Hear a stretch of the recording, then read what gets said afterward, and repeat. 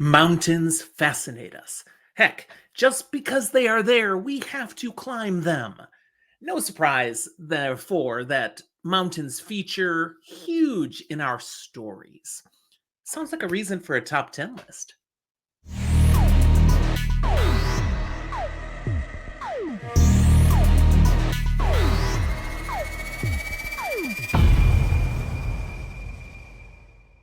Welcome to Fantasy for the Ages, the show where a father and son talk about fantasy, science fiction, and other nerdy things we enjoy. Today, just Jim, the father, here with you, as I'm going to talk about top 10 mountains of fantasy fiction.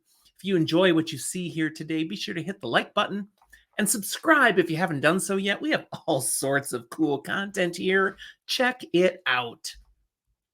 It's really quite impressive just how often mountains are a really large part of great fantasy fiction stories. Thinking of the stories I've read and enjoyed, I had fun coming up with this top 10 list. I've ranked the mountains by their level of importance or significance to the stories from which they come.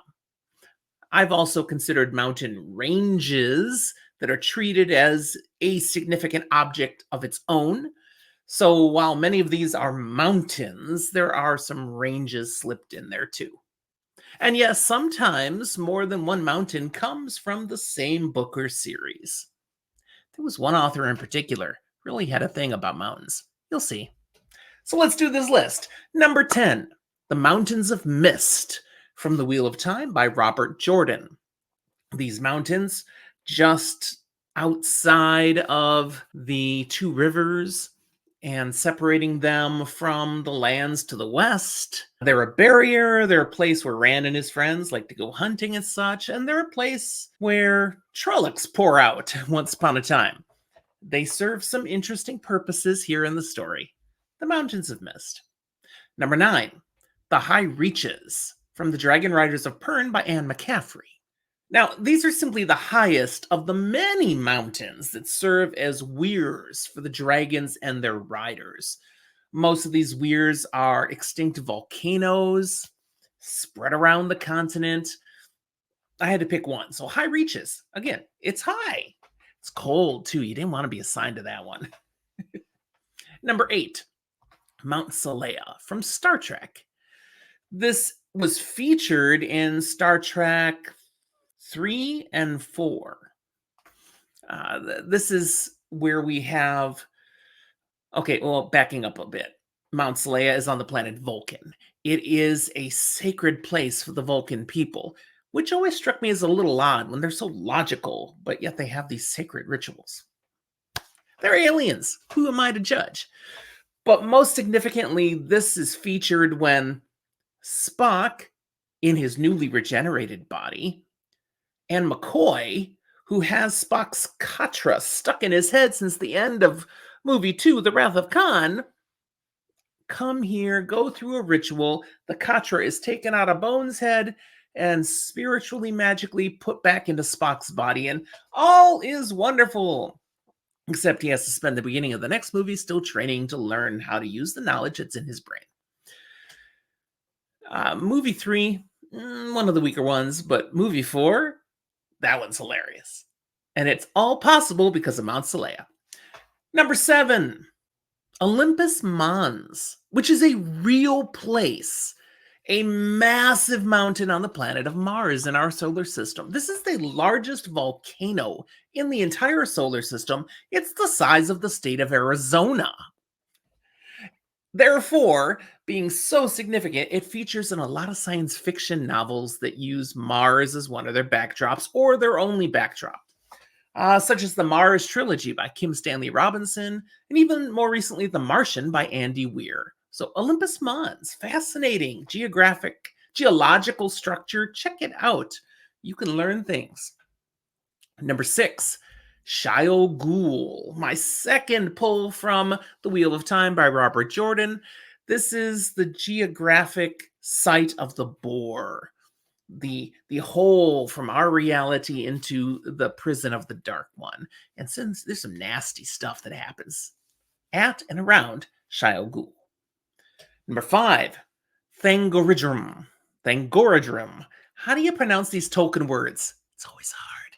This is from the Silmarillion by J.R.R. Tolkien, and it is the original evil place. This is the seat of Morgoth's power when he leaves the Undying Lands and establishes his own domain.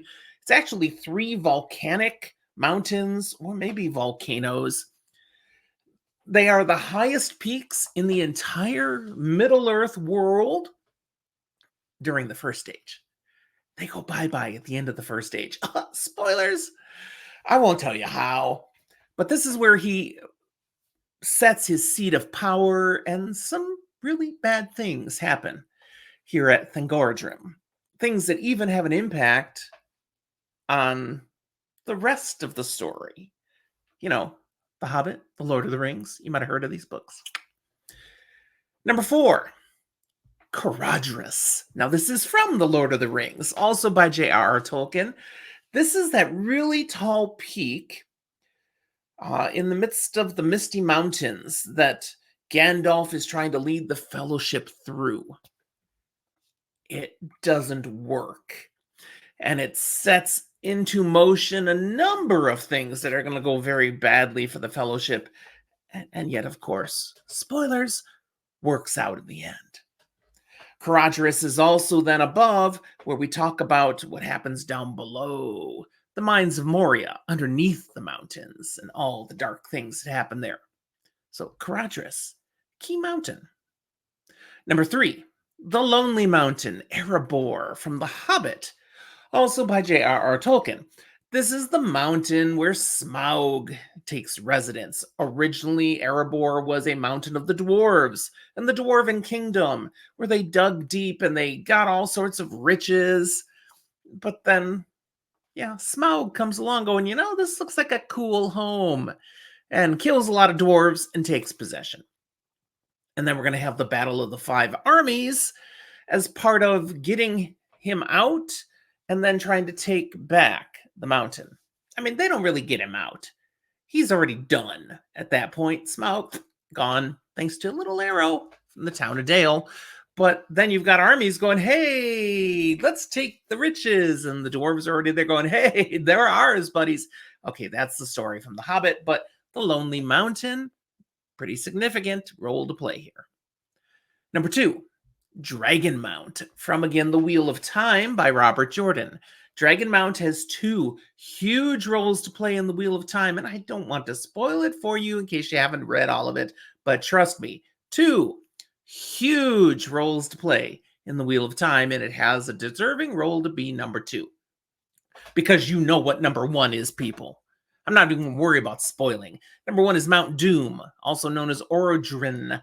From The Lord of the Rings, J.R.R. Tolkien, this is that mountain in the land of Mordor where the One Ring was forged and where Frodo has to get it back to destroy it, which it takes 3 books to do, but he does it in the end, Samwise being the great assist and Gollum playing an interesting role as well. But Mount Doom, man, get the ring done and then it blows up and everything's like, ah! And thankfully, the eagles were coming, and all is good. So, which mountains do you think of for fantasy fiction that are more important than the ones I put on the list?